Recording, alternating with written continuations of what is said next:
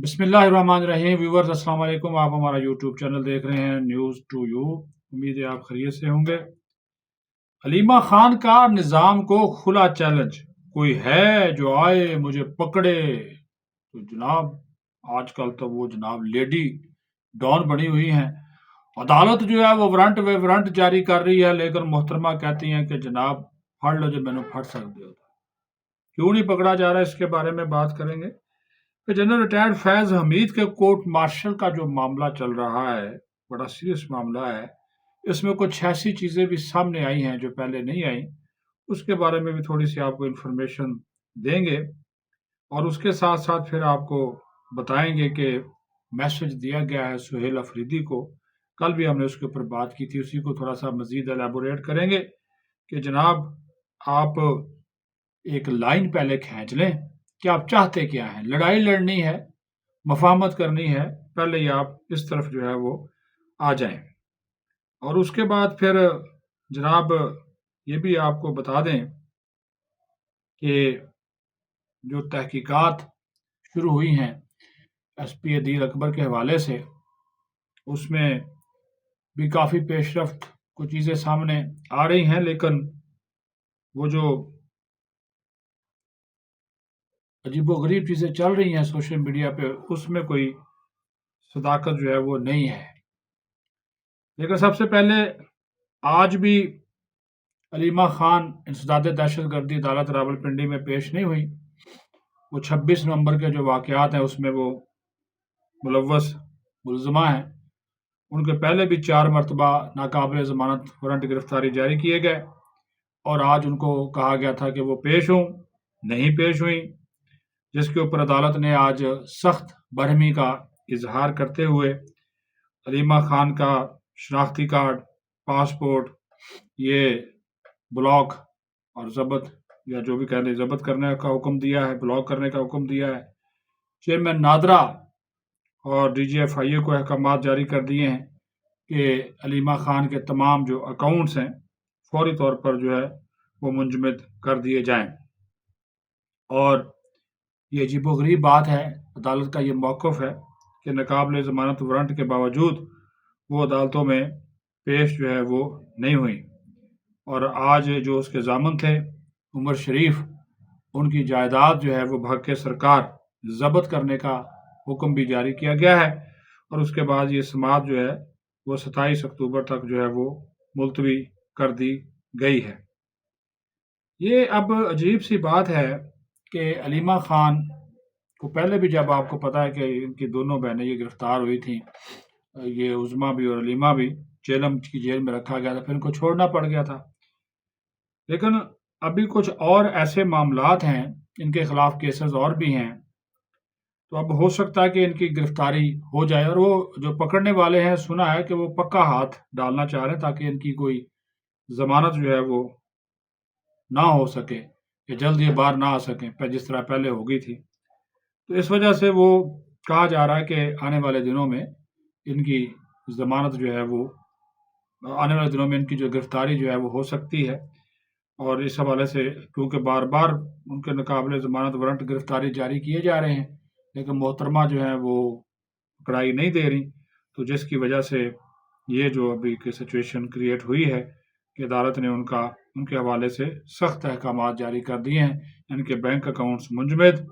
Passport और शनाख्ती card block, ये सख्त फैसला है और ये इसके ऊपर अमल दरामद का भी हुक्म जो है वो दिया गया है। दूसरा जी, आपने सुना वफाकी वज़ीर हैं बराए पार्लिमानी अमूर के तारिक फजल चौधरी, उन्होंने ऐसे ही एक पेशकश की कि अगर इमरान खान चाहें तो उन्हें बनी गाला मुंतकिल किया जा सकता है। ये उनकी ज़ाती राय थी, कोई हुकूमती मौक़िफ़ या इदारों का मौक़िफ़ इस हवाले से कुछ और है। लेकिन उसके ऊपर वो तहरीक इंसाफ वाले जनाब वो ये कहने पे मजबूर होना शुरू हो गया और उन्होंने कहा जी अच्छा देखो जी, गवर्नमेंट ने घुटने टेक दिए हैं, गवर्नमेंट उसको जनाब मुंतकिल करने पे तैयार हो गई है, उसकी ज़मानत 200% पक्की है, ये है वो है। लेकिन मेरे पास जो इन्फॉर्मेशन है वो कुछ और है। मेरी इत्तला ये है कि हो सकता है कि इमरान खान को बनी गाला मुंतकिल ना किया जाए, बुशरा बीबी को जो है वो मुंतकिल कर दिया जाए। और वो भी कहा जा रहा है कि सेहत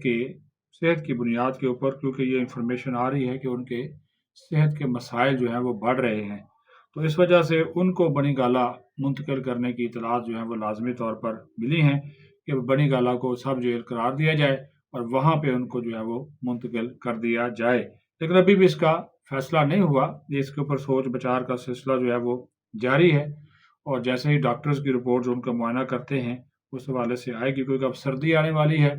تو وہ محترمہ کی مشکلات اور بھی بڑھیں گی، لیکن چلیں اچھی بات ہے، ایک اچھا جسچر جو ہے وہ دیا جا سکتا ہے، تو اس کے حوالے سے بھی یہ کہا جا رہا ہے کہ ابھی ان کو جو ہے وہ جو انفارمیشن ہے وہ دی جا سکتی ہے اور ان کو وہاں پہ منتقل کیا جا سکتا ہے۔ لیں جی، اب بات کریں اہم ترین کیس کی، وہ بھی آپ کے سامنے شیئر اس کی ڈیٹیل کر لیں۔ سابق ISI سربراہ لیفٹیننٹ جنرل ریٹائرڈ فیض حمید کا جو ٹرائل چل رہا ہے کورٹ مارشل کے حوالے سے، 12 اگست 2024 کو ان کی گرفتاری ہوتی ہے۔ 2 مختلف الزامات تھے، اختیارات کا ناجائز استعمال اور ٹاپ سٹی والا کیس، اور بعد از ریٹائرمنٹ بھی کچھ ان کی ایسی سرگرمیاں جو کہ ان کا جو منصب تھا یا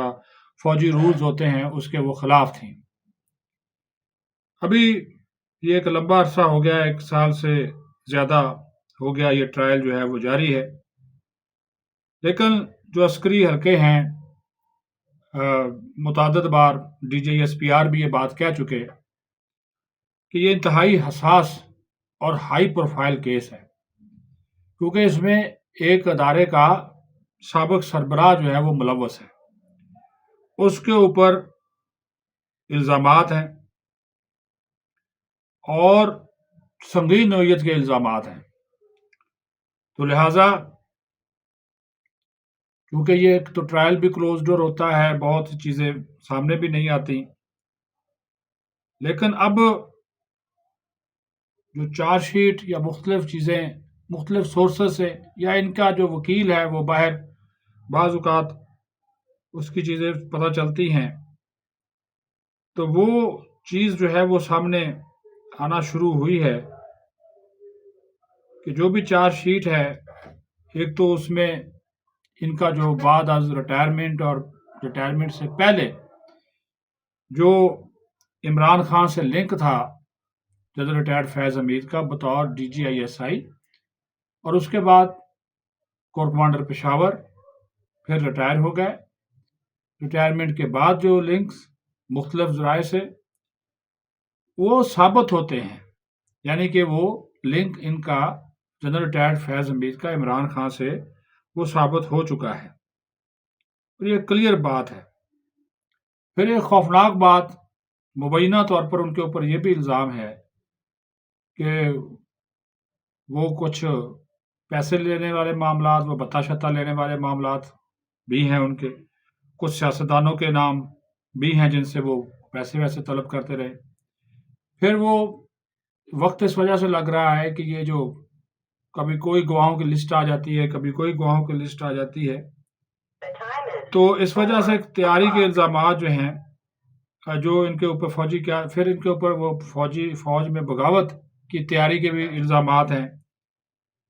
اور یہ کہہ رہے ہیں کہ جناب یہ سینسٹیو معاملہ، حساس ترین معاملہ،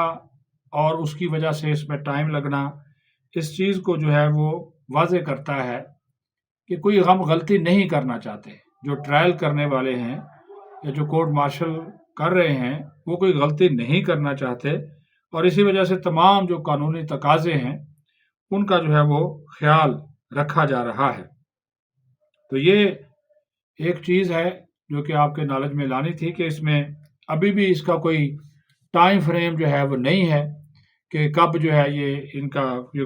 کورٹ مارشل جو ہے وہ مکمل ہو اور ان کو جو ہے وہ سزا سنائی جائے، لیکن بہت ساری چیزیں جو ہیں جو ان کی چارج شیٹ سے ہٹ کر بھی ہیں وہ ان کے اوپر جو ہے وہ ثابت ہونا شروع ہو چکی ہیں اور کلیئر انداز میں ثابت ہو رہی ہیں، لیکن پھر بھی اس کو وہ کیا کہتے ہیں جانچا جا رہا ہے، جو ایک پیمانہ ہوتا ہے فوج کے اندر جانچ پڑتال کا کہ غلطی سے کسی کو غلط سزا نہ ہو جائے، تو اس چیز کو بھی جو ہے وہ سامنے رکھنا بہت ضروری ہے۔ اب عوام کی بھی تھوڑی سی بات کریں جی، ویسے تو سیاسی باتیں ہوتی رہتی ہیں، لیکن چونکہ بے روزگاری، غربت، مہنگائی بہت بڑھ گئی ہے۔ گزشتہ دنوں جو سابق وزیر خزانہ رہ چکے ہیں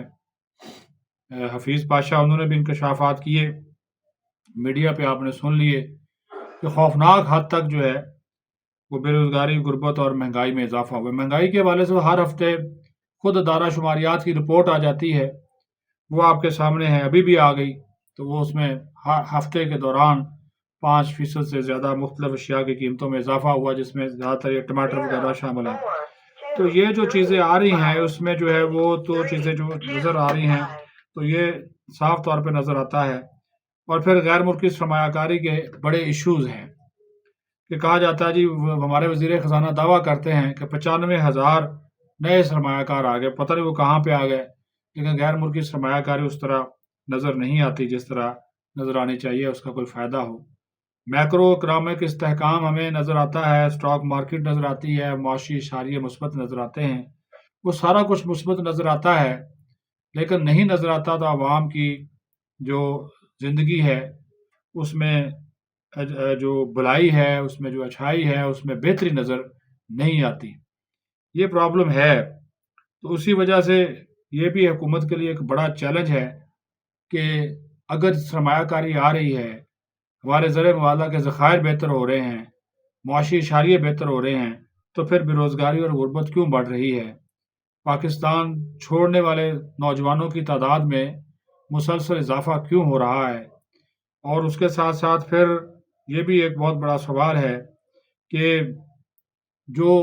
ادارے ان مقاصد کے لیے قائم کیے گئے، جو وزارتیں بنائی گئیں، جو محکمے بنائے گئے، جن کو اچھا خاصا بجٹ ملتا ہے، وہ جو ہے وہ اس میں کیوں کامیاب جو ہے وہ ہمیں کامیاب اس میں کیوں نظر نہیں آتے؟ یہ بھی ایک بہت بڑا سوال ہے کہ اگر ان کی پرفارمنس بہتر ہوتی، یا صرف اعداد و شمار دکھانے ہیں، یا صرف جو ہے وہ عوام کو سبز باغ دکھانا ہے، اس سے تو نہیں فائدہ ہوگا۔ وزیر اعظم نے کل صنعتی اور زرعی صارفین کے لیے بجلی کا روشن معیشت پیکج کا اعلان کیا، تو اس میں گھریلو صارفین شامل نہیں ہیں۔ چلو جی آپ ٹھیک ہے وزیر اعظم صاحب، اچھا اقدام ہے، ہم سراہتے ہیں کہ 12 روپے فی یونٹ آپ ان کو ریلیف دے رہے ہیں، تو اگر وہ بجلی استعمال کریں گے تو اس میں وہ ان کو کم پڑے گا، تو گھریلو صارفین کو بھی اگر آپ اس میں شامل کر لیں تو ان کو بھی ریلیف مل جائے گا، وہ بھی بیچارے جو ہے وہ سکون کا سانس لے لیں گے، کیونکہ ابھی بھی بجلی کے جو بلز آتے ہیں وہ بھاری بھرکم بلز ہوتے ہیں، اور اس میں جو ہے وہ عوام کو جو ہے وہ فائدہ تو کیا ہونا، عوام کو جو ہے وہ شدید مشکلات کا سامنا ہوتا ہے۔ تو اس کے اوپر بھی اگر غور و خوض ہو جائے کہ آپ نے جہاں پہ صنعتی اور زرعی صارفین کو ایک ریلیف دیا ہے، وہیں پہ اگر آپ یہ ریلیف جو ہے اس میں گھریلو صارفین کو بھی شامل کر کے، جن کی تعداد کروڑوں میں ہے، تو وہ آپ کو دعائیں دیں گے۔ اویس لغاری صاحب وزیر پاور ڈویژن ہیں، آپ نے ہی یہ پیکج بنا کر وزیر اعظم صاحب کو دیا ہے، تو آپ تھوڑا سا جو صارفین ہیں ان کا بھی خیال کر لیں۔ اب یہ تو نہیں ہے نا کہ آپ سندھ، خیبر پختونخوا، بلوچستان، سابق فاٹا سے اگر کوئی ریکوری نہیں ہوتی، وہ بھی آپ ہم سے نکالیں، پنجاب کے لوگوں سے نکالیں، اسلام آباد کے لوگوں سے نکالیں، پھر ٹیکسوں کی شرح، ڈیوٹیز کی شرح، آدھی بجلی کی قیمت ہوتی ہے، آدھے اس میں ٹیکس اور ڈیوٹیز شامل ہوتی ہیں۔ تو خدا را کو مہربانی کریں، ہمارے حال پہ بھی رحم کریں۔ اللہ تعالیٰ آپ کا حامی و ناصر ہے۔ پاکستان زندہ باد۔